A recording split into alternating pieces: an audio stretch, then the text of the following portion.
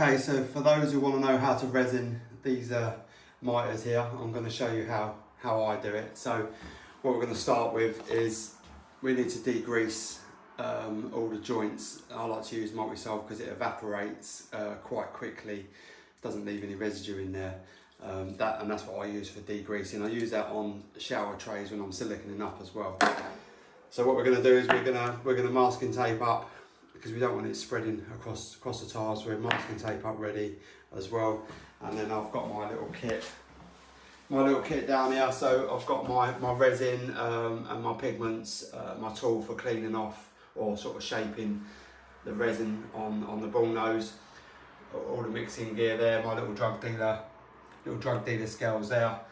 Because this needs to be weighed out quite accurately, well, very accurately. It's like 1 in 100 or 3 in 100. So it's quite, so if you don't weigh it properly, it can either flash dry or not dry at all. I've had that happen to me where it flash dried and I couldn't work with it and it just started smoking. So get yourself a set of very accurate scales, and I'll show you the process. So take your time, get the tape on exactly where you want it, exactly where you want your ball nose of resin to sit, because get this bit right now, it helps you in the long run.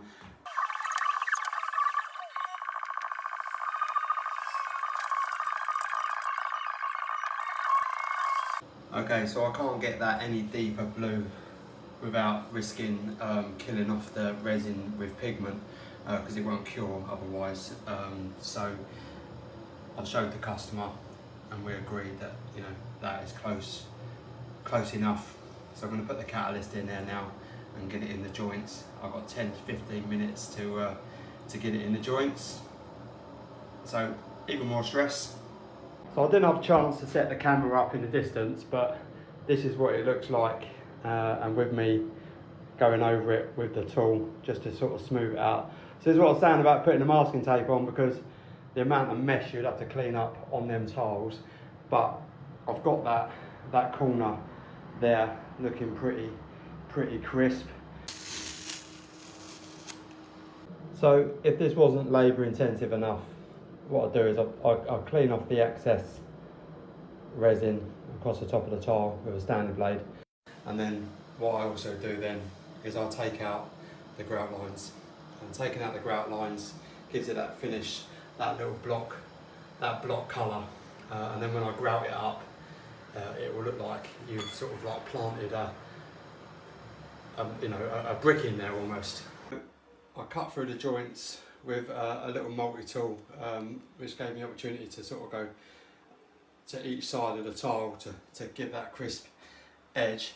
But what I went over it with, I got a 240 grit sandpaper and just lightly sort of like recreated that arris again.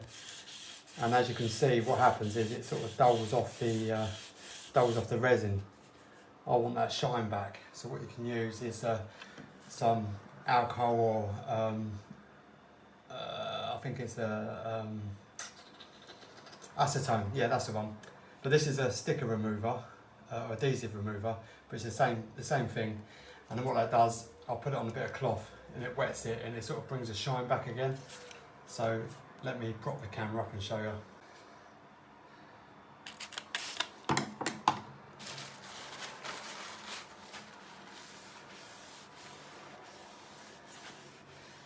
And what that also does, it removes that sticky residue layer that is sometimes left with the resin. So now that's done, all the way around, I can get that window reveal done. That's gonna be nice and easy because that's a pastel colour.